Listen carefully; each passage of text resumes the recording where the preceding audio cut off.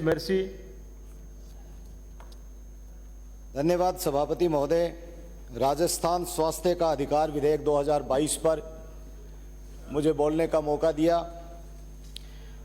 सभापति महोदय, ये बिल निश्चित रूप से आनन फानन में लाया गया है और इस बिल के ऊपर किसी भी तरह के विशेषज्ञों की राय नहीं ली गई है, न इस बिल के ऊपर पूरी तरह से विचार किया गया है। सदन के अंदर भी ये बिल कल ही जो है वो हमें बताया गया।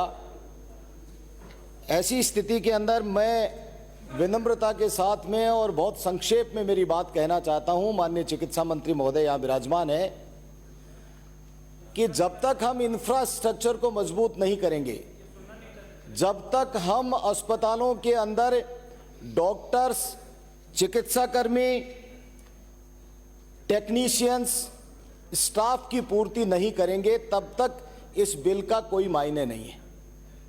मैं मेरे विधानसभा क्षेत्र रतनगढ़ से उदाहरण के तौर पर एक छोटी सी बात कहना चाहता हूं। मेरे यहां डिस्ट्रिक्ट हॉस्पिटल बना दिया, लेकिन वहां पर डिस्ट्रिक्ट हॉस्पिटल बनने के बाद में अभी तक एक भी कर्मचारी की नई नियुक्ति नहीं हुई है।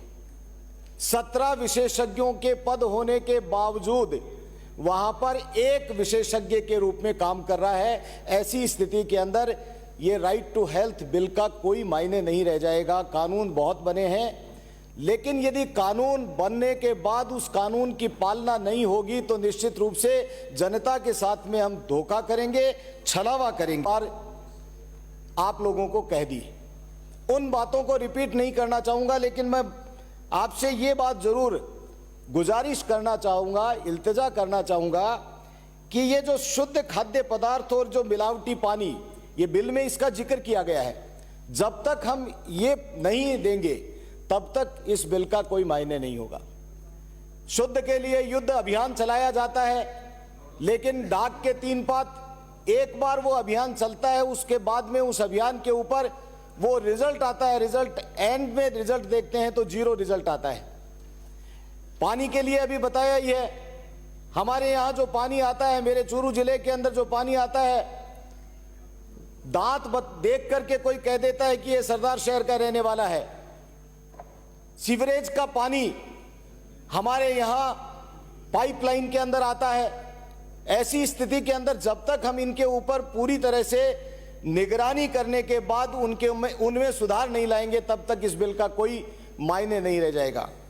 विनम्रता के साथ मैं कहता हूं, अस्पताल के अंदर हम जनप्रतिनिधि जाते हैं और वहां जाने के बाद में लंबी लंबी लाइन देखते हैं। मैंने एक दिन पूछा कि ये लाइन किसकी है, उन्होंने कहा कि ये लाइन दवाई की है।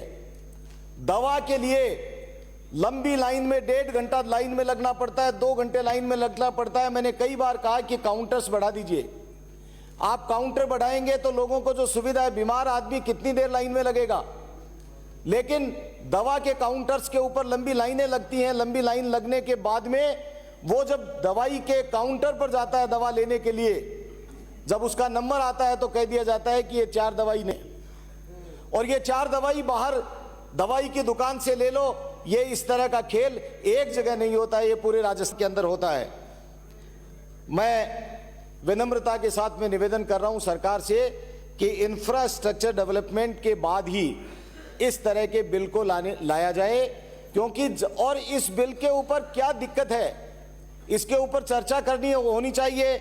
हम कोई कानून बनाए, हम सिर्फ इसलिए कानून नहीं बनाए जल्दी में कि हम राजस्थान के अंदर नंबर 1 आ जाएंगे। हम कानून बनाने के लिए राजस्थान का नाम हो जाएगा कि पहला स्टेट है जिसके अंदर राइट टू हेल्थ बिल लेकर के आए थे हम लोग। लेकर के आओ, बहुत अच्छी बात है, लेकिन इस बिल के ऊपर एक्सपर्टीज की भी राय ले लो। इस बिल के ऊपर जो और कानून के विशेषज्ञ हैं, अभी नेता प्रतिपक्ष ने कहा कि लिटिगेशन के अंदर कई सारे इसके अंदर मामले इस तरह के हैं कि वो लिटिगेशन के अंदर फंस जाएंगे। हम जिस उद्देश्य के साथ में ये बिल लाना चाहते हैं, वो जब तक उद्देश्य की पूर्ति नहीं होगी तब तक इस बिल का किसी तरह का लाने की कोई जो आप लोगों की मंशा है वो पूरी नहीं होगी। मैं चिकित्सा मंत्री महोदय पधार गए, मैं विनम्रता के साथ में कहता हूं कि जो कमियां हैं, आप चले गए थे, मैंने कहा है कि सबसे पहले डिस्ट्रिक्ट हॉस्पिटल हो, मेडिकल कॉलेज हो, CHC हो, PHC हो, सब सेंटर हो, उनके ऊपर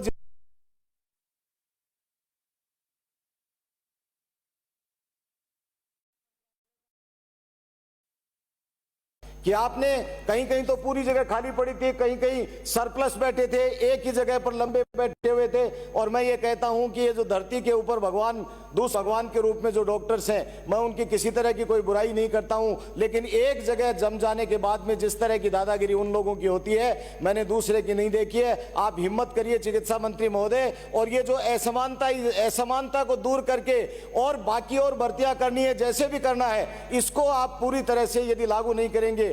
मैं जिला अस्पताल बन गया रतनगढ़, लेकिन उसके बावजूद भी सब पद खाली पड़े हैं। राजलदेसर के अंदर धरना प्रदर्शन होता है, छापर के अंदर सीएचसी बना दी, लेकिन सीएचसी के अंदर एक डॉक्टर है और वो भी डेपुटेशन के ऊपर लगा हुआ है। ऐसी स्थिति के अंदर इस तरह की बिल लाने का कोई फायदा नहीं है। ये कम से कम प्रवर समिति को भेज करके इस बिल के ऊपर व्यापक चर्चा करिए, एक्सपर्ट्स को बुलाइए, राजनीतिक दलों के दूसरे लोग हैं जो इसके अंदर एक्सपर्ट्स हैं, उन लोगों को भी शामिल करिए, और उसके बाद में एक ऐसा बिल आए जिसकी राजस्थान के बारे में, राजस्थान की चर्चा पूरे हिंदुस्तान के अंदर हो कि वो बिल लेकर के आए थे और उस बिल का इंप्लीमेंटेशन भी होगा। यही बात कहते हुए मैं मेरी वाणी को विराम दूं, उससे पहले मैं ये कहना चाहता हूं कि इसकी प्रवर समिति को भेज करके इसके ऊपर ऐसा प्रभावी कानून बनाओ। धन्यवाद। जय हिंद, जय भारत।